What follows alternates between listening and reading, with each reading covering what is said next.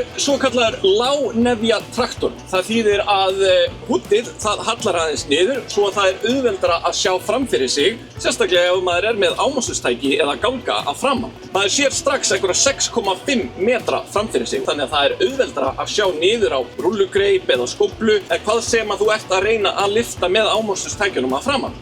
Hérna sjáum við svo húddið á lágnefja traktor, eins og við sjáum þá er það aflíðandi, þannig að þú getur séð meira niður eftir húddinu. Ef þetta væri ekki lágnefja traktor, þá kæmi það sennilega aðeins meira hérna upp og niður og væri þar af leiðandi ekki jafn hentugur fyrir ámókstustæki. Þessi tiltekni John Deere er líka svokallaður short frame traktor eða stuttgrinda traktor.